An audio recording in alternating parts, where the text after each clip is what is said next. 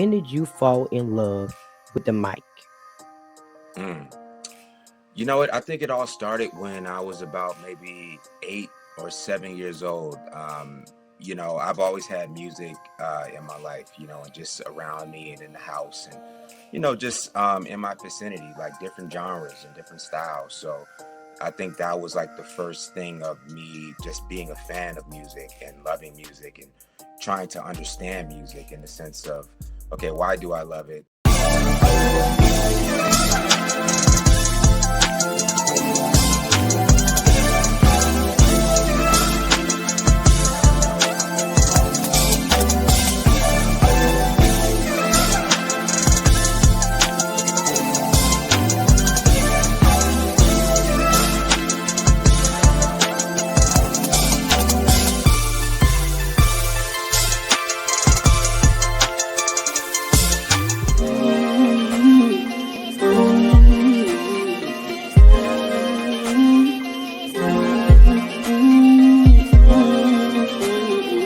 Breaking the silence, taking the dive in. Nikki pulling strings like she playing the violin. Made in his likeness, radiant vibrance. Give them all glory in a way to deny it. She gon' make you laugh, she gon' stimulate your mind. Making things shake, she ain't in no wasting time. They can come close but can't imitate the grind. Got a different way to illustrate and innovate designs. BTS podcast, gotta watch that. Teaching us the game, that mean Nikki got class. If you watch it once, you gon' wanna stop back. This an opportunity that you cannot pass. Unleash your inner voice, cause better days coming. Better days, get ready for better days. Better days, better days. Better days, get ready for better days. Better days, better days.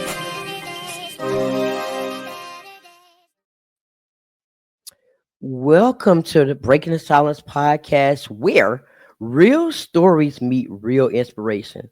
Today's guest is Mr. James Artissen, a singer, songwriter, producer, and visionary whose journey from Queens to Billboard charts proves that passion, faith, and hustle changes everything.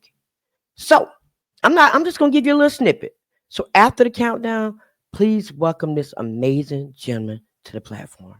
You got something special that I need from you more and more. Cause the way this feels is blowing my mind. And while I'm in these streets, you're the only one that I come back to more and more. Your energy, so hard to find these days. Shorty, can I show you where I'm from? Cause I wanna be the only one that you run to when you come back. Hey. What's going on? Thanks so much for coming to be a guest on my platform. Now, you got to give him a little bit more because that bio that I read was amazing. So tell them a little bit more about yourself. Oh man, in a nutshell, my name is James Artissen. I am a producer, songwriter, recording artist, engineer, label owner from Queens, New York. I've been in music pretty much my whole life. I started very, very young. I've worked with so many different types of artists, musicians, and we've done a lot of different things. So I'm blessed.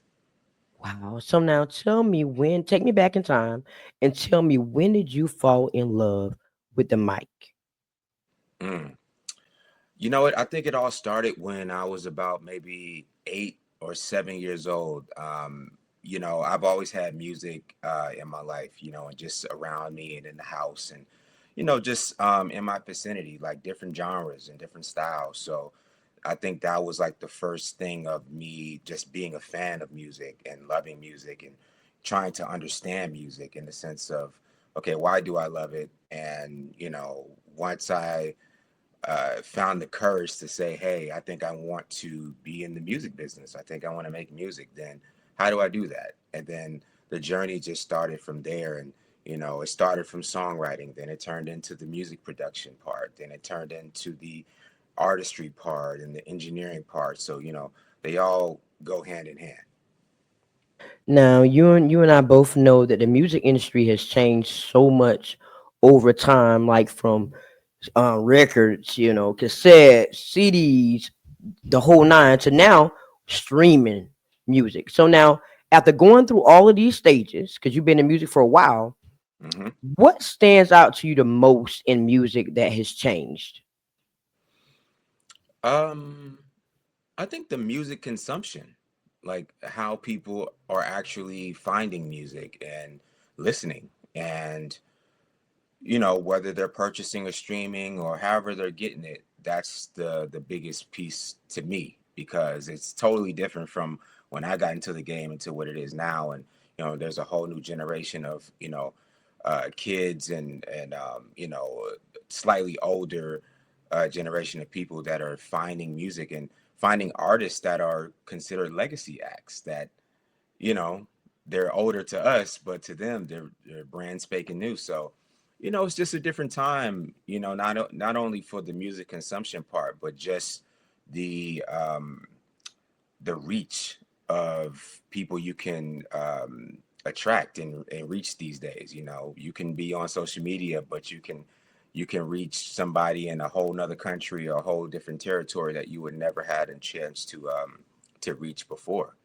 So, there's always pros and cons.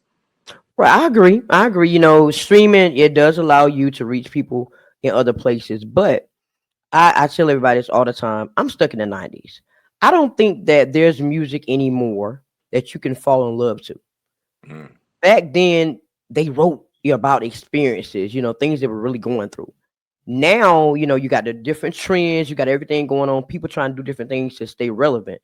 What keeps you grounded and authentic in the music industry and not saying, what, I'm just gonna do this so I can get to this next level? I think it's just staying true to yourself. Just trying to stay authentic to yourself and also your audience. But for me, I've never been one to chase anything or to chase accolades, to chase popularity, fame, or anything like that. I've never been that type of person, because I've always looked at people that were better than me, and I've studied them, and I studied how they moved, and what they did right and what they did wrong, and the things that I needed to implement for myself to become someone that could withstand the business and someone that has longevity and a legacy. And that's really the ultimate goal, is you want to have a great legacy as a creative and as a musician, and somebody that when you leave, you're remembered as being someone that was great. So that's always been my focus, and that's always kind of kept me grounded and inspired, and trying to always look forward, like, okay, we did this, we did that, but what's next? I'm always the what's next person. Right, right. So now your influences range from now one of my favorites, A Tribe Called Quest, Oh yeah, oh yeah. to Weekend. Now, how do you take inspiration from all of them without losing your own fingerprint? You know, I would say, because my music taste is so vast and broad, that I'm just a very musical and broad person to begin with. So that's why I can go from A Tribe Called Quest to a Weekend, to probably a Whodini, then a Chic and a Nile Rodgers, and then the it's so broad to an Evanescence. So it's like that's what kind of keeps my juices flowing, in the sense of if I can have that broad of a scope, then my creativity can be that it can be as vast as that, and that's typically what it is. Like, I don't really kind of go into making something specific when I'm creating. I just kind of create from the heart, and I create what I feel, and whatever comes out of that is what comes out of that. So now you say you just create from the heart. So what does that environment look like for you? Do you have to be in like a quiet area, or do you have to have some like instrumental playing, or do you be like driving in the car one day and you're like, oh, I got this idea, I'm gonna write that? Man, it varies. It varies. Like, I can literally, like you said, be riding in the car, or I'm sitting somewhere, or whatever the case is, and an idea might pop up in my head, and I have to either remember it or write it down or something. I got to keep it. But sometimes I might be in the studio, and a lot of the times I don't really like a lot of people in the area with me. I kind of like to just kind of be by myself and with my thoughts, because I find that's the most creative I can be, with no distractions. But then sometimes I might bring in a songwriter or two or an engineer that I'm working with, and we just bounce ideas off of each other. So, I'm always a stickler for collaboration. So you can't do everything by yourself. That's just impossible. That's true. So you have to align with those who are like-minded and understand your vision, and vice versa. And then you just create. Now, when I listen to a song, well, I put it like this. When I used to listen to a song before I started interviewing a lot of artists and started really tapping into their music, I used to listen to a song and the first 30 seconds of the beat would have to catch me. Mm. Or I'm next. I'm not going to even get a chance to even hear the lyrics. So for you, what do you think makes a song a hit? The lyrics or the beat or a combination? I think it's a combination, but also too, does it make you feel anything? Does it speak to you? Do you relate to it? Especially like you referenced before in the 90s, a lot of the hits from the 90s were relatable topics. They were things that people related to because they either went through it or they know somebody that went through it, etc. So I think that's the core essence of what a hit really is do you align with it? Do you resonate with it? Of course, does it sound good? And do you actually believe the artist, when you're listening to the song, you know? So now I'm gonna give them a snippet of one of your songs real quick. We're gonna play let's see, I Wanna Know, and we'll be right back. All right.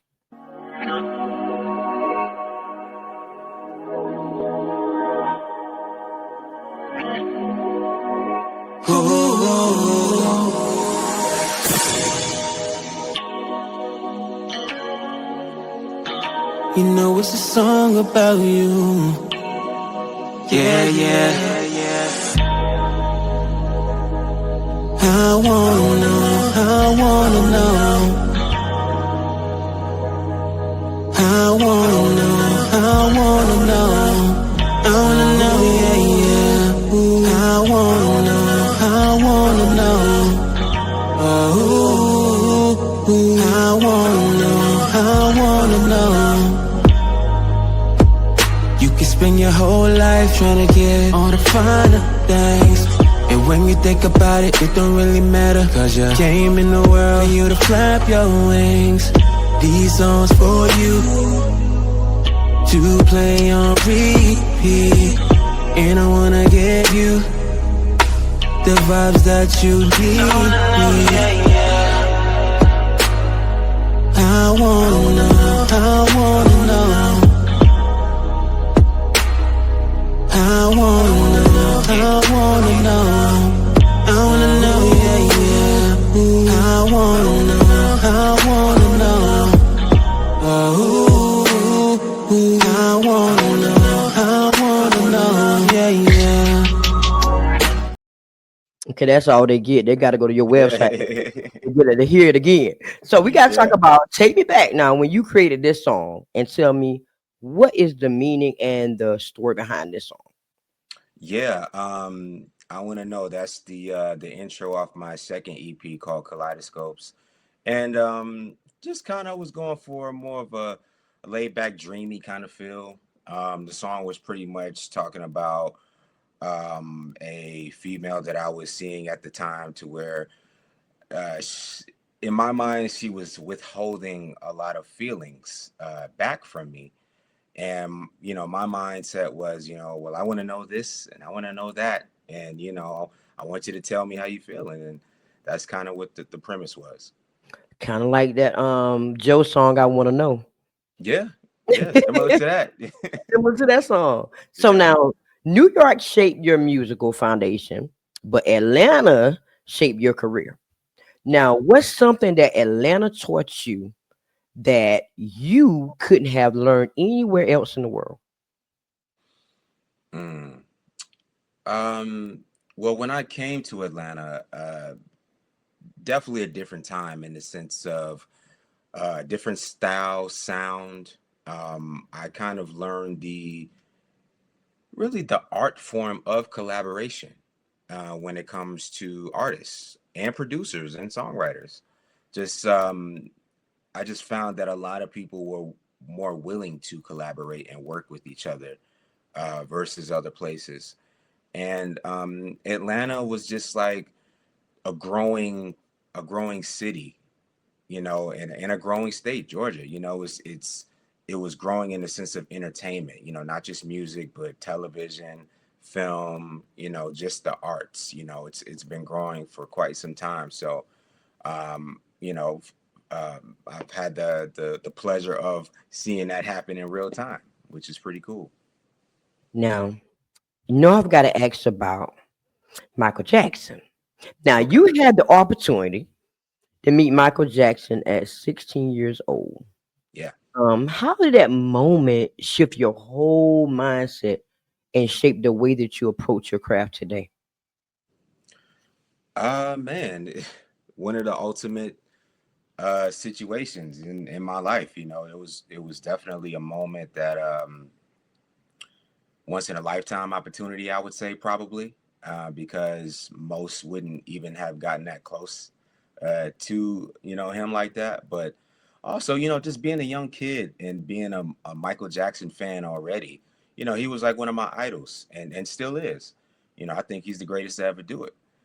And just having that opportunity to not even just meet somebody of his stature, but just just having an exchange was a great thing. And that was kind of like the inkling to kind of tell me, hey, I think music is the way to go. you know Now I have to figure out how to get there, and exactly what steps to take. But he gave me that passion and that inspiration to make that decision. Yeah, Michael Jackson and Prince was like my number ones when I was coming up. Like nobody can do it better than them two right there. They were just super talented, especially Michael Jackson with his pitches and all these, and then Mhm. Prince with his instruments and stuff. Nobody can do it like them two.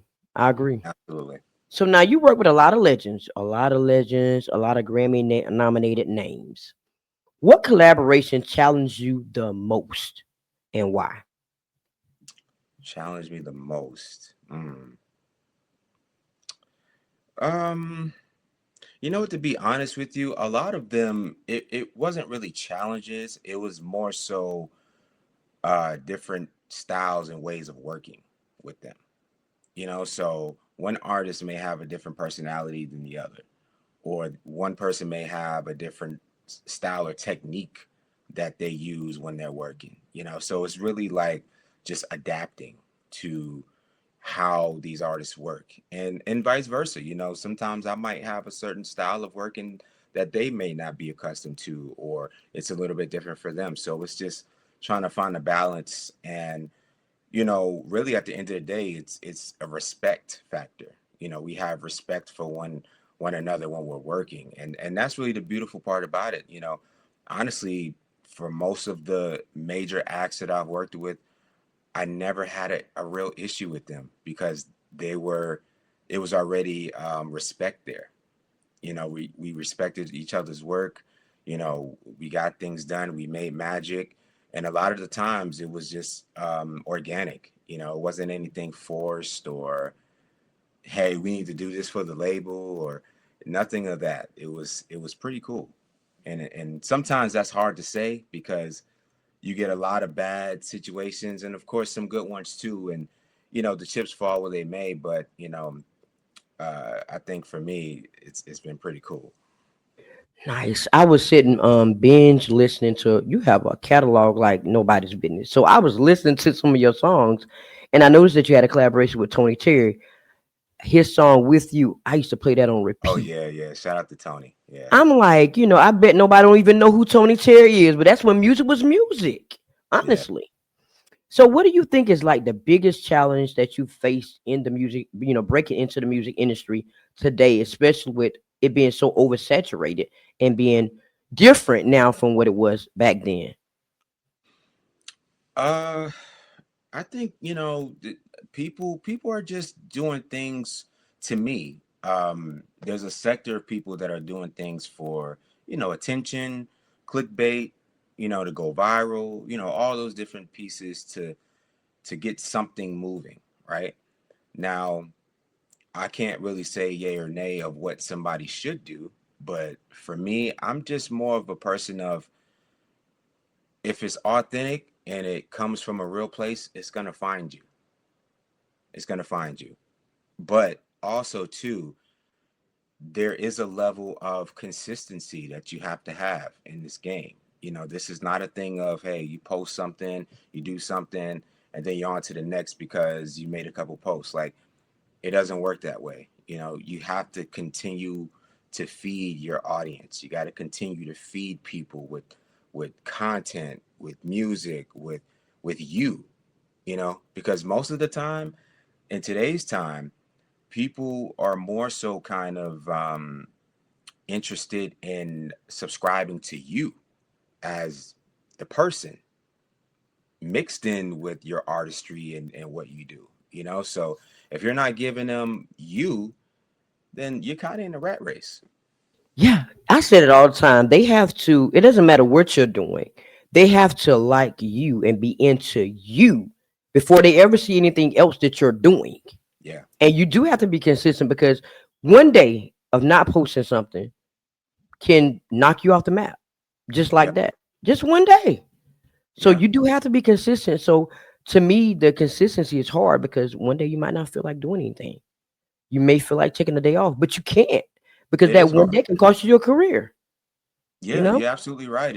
And also too, you have to factor in, most, average people that don't understand what goes into being an artist or a musician or a creative.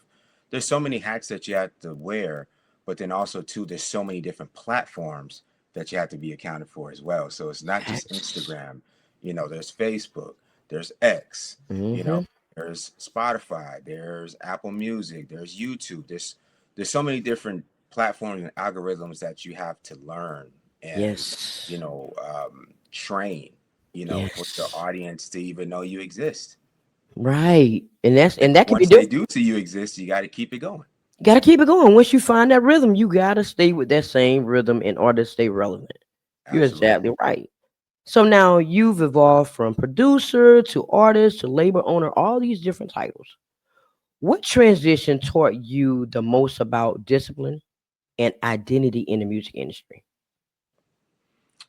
You know what? I was just having this conversation with someone not too long ago, and basically, I always tell artists that, especially as a new act, you have to pretty much set up your brand recognition.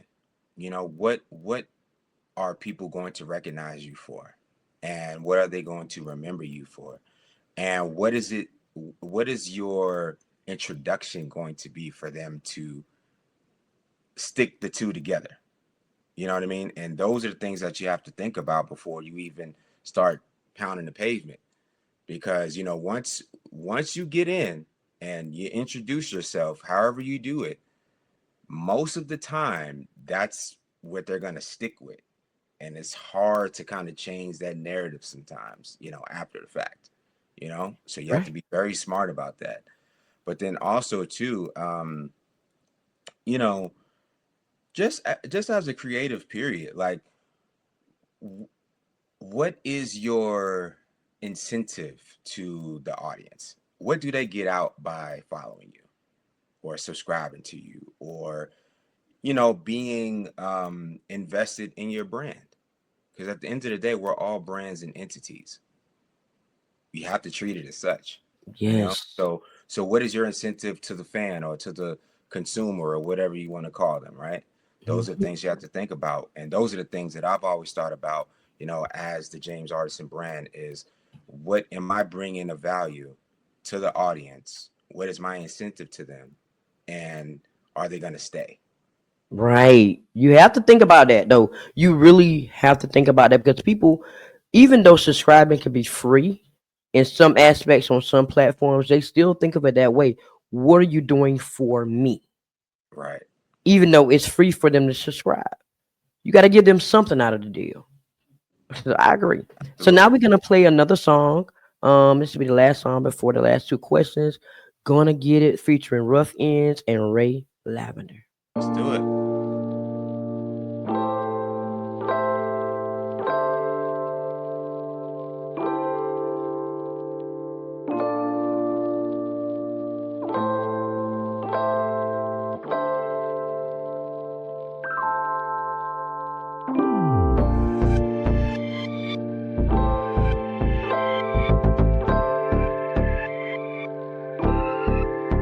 Girl, I can't take it. Dancing on me slowly, why? I'ma make you mine. You gon' get it, you won't get it. You gon' get it, you won't get it. Girl, you gon' make me take it to the crib. Girl, you gon' make me show you how I feel, yeah. You gon' get it, you gon' get it. You gon' get it, you gon' get it. You gon' get it, you gon' get it. You gon' get it, gon' get it. Girl, you gon' get it. When I pull up to the crib, there's only one thing that's on my mind. And when you walk through the door and put your bags down, that gives me all the sign. Baby, we can go crazy on top of these plain sheets. Girl, you know I'm nasty. Girl, I can't take it. Dancing on me slowly, why? I'ma make you mine. You gon' get it, you won't get it. You gon' get it, you won't get it. Girl, you gon' make me take it to the crib. Girl, you gon' make me show you how I feel, yeah. You gon' get it, you gon' get it. I almost didn't stop that song because I like that song. But let me tell you, the beat transition from when it starts and then you move into the song. I was like, oh my God, you made that beat? No, unfortunately. Shout out to my guy Stylistic, man. He produced I that. love it. I love that song. So now tell me the story about behind this song. Yeah, man. Shout out to Ray Lavender and Ruffins, man. Great guys. I met them a few years back, and my idea was kind of to do a quote unquote R&B all star record, right? So I wanted pretty much to be a collaboration that people wouldn't expect, right? But totally R&B, with a nice bounce to it. And I ended up meeting Ruffins in Atlanta at the City Winery. They had a show there, and I got a chance to meet him, and we ended up working shortly after that. And I've known Ray Lavender for quite some time, so I just called him up. I said, "Hey, man, I need you for this record," and we made it happen. Man, listen, y'all, if y'all don't know who Rough Ends is, you might be too young. But I used to love their songs too. I used to love their songs back then. But this album, if you haven't noticed, this album is one of my favorites. Mm, I've listened to every single song on this album, wow, and I love it. I thank love you it. so much. Honestly, I love it. The whole album. So Thank you. now, when it's all said and done, what do you want people to feel when they say your name? I want them to feel authenticity. I want them to feel truth. I want them to feel good energy, when they hear my name and when they listen to my music. And I want them to understand that, what you see is what you get. That's it. I don't put anything out that I'm not. Nice. I love it. So now this is my least favorite part of the show. The last question before I pass the mic to you. If your voice could leave a message on the world's voicemail, what would it say in 10 seconds or less? Love yourself, learn from those who are better than you. You'll always get life lessons out of that. Amen. You're right. You're right. So now I'm gonna pass the mic to you. This is gonna be your moment to let everybody know how to follow your journey, how to, support your music, anything that's coming up for you at the end of this year, anything you want to share. So after the countdown, it's on you. I'm passing All the right. mic to you. What's up, everybody? First, I want to say thank you for being here. Thank you for supporting Breaking the Silence. Because without you, none of this would be possible. None of it. See, Breaking the Silence started off with my voice. Me coming out of my shell, me finding me. and doing something I should have done a long time ago. But then as time went by, I was like, you know what? There's some amazing people out here doing amazing things that I want to shine the light on. So that's why you are here. So thank you so much for being a part of Breaking the Silence and continuing to break the silence with me. But now I got to ask you to do me a favor. Real quick. Can you share this episode with somebody that resonates with, and make sure you do 2 more things. Subscribe and turn your notifications on so you don't miss another episode. So let's get back into this episode.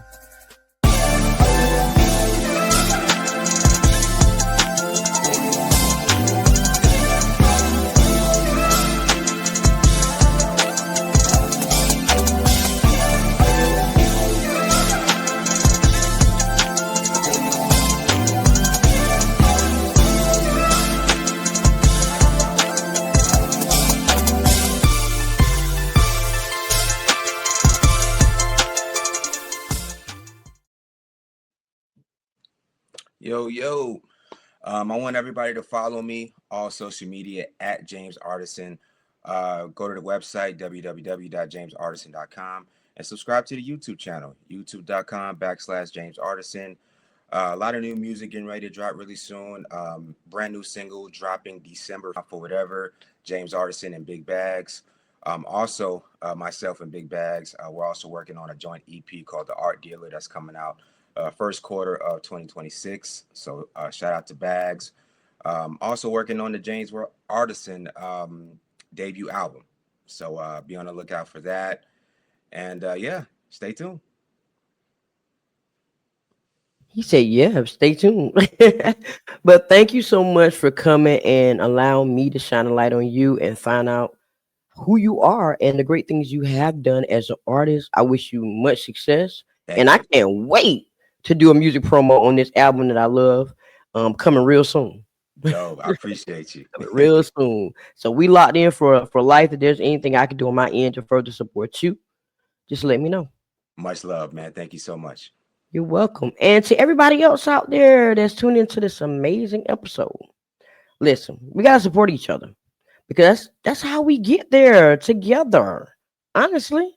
So thank you for tuning into another episode of Breaking the Silence. I hope today's conversation has reminded you that your voice matters and your story can inspire others.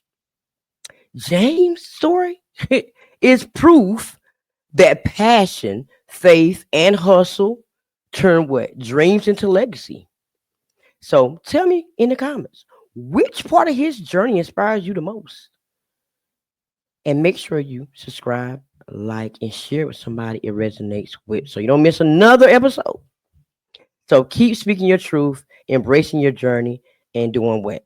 Breaking the silence, because the world needs who? You. So until next time, y'all stay strong, stay determined, stay focused, and hang in there. Trouble don't last always. Later.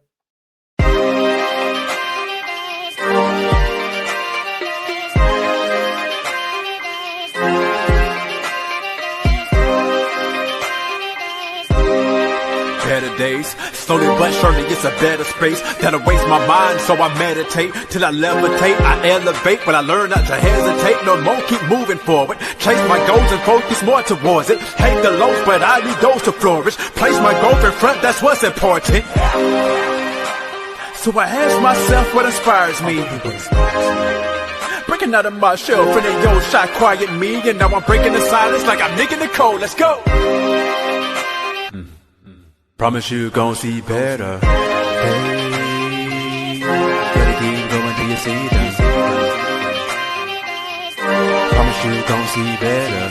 Hey, you gotta keep going till you see them.